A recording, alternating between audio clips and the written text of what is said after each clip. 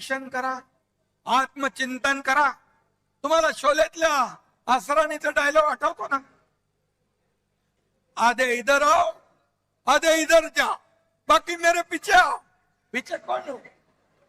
कोई नहीं है. त्यांच्याकडे फक्त काटे आणि चमचे शिल्लक आहे. कसं वाढणार पक्ष? तुम्हारे पाँव के नीचे कोई जमीन नहीं, तुम्हारे पाँव के नीचे कोई जमीन नहीं. कमाल यह है कि फिर भी तुम्हें यकीन नहीं. त्यांना कोणीतरी आठवण करून द्या.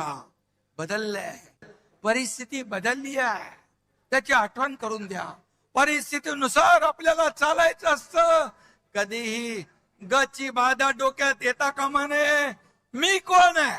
मी मी मी नाही, आम्ही आम्ही आम्ही म्हणा.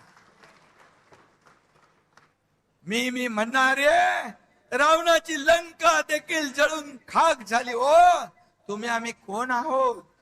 हे जनता जनार्दन सगळे सगळे आहेत आपले मायबाप. ये जनता है, सब जानती है. आणि म्हणून आपल्याला हे केलं पाहिजे.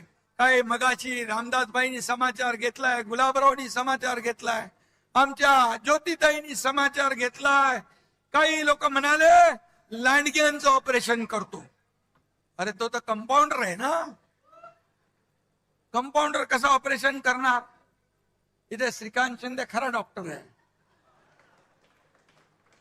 पण मी डॉक्टर नसलो तरी अजूनही ऑपरेशन करतो. आणि ऑपरेशन करायला वाघाचं काळीज लागतं, लांडग्याचं नाही.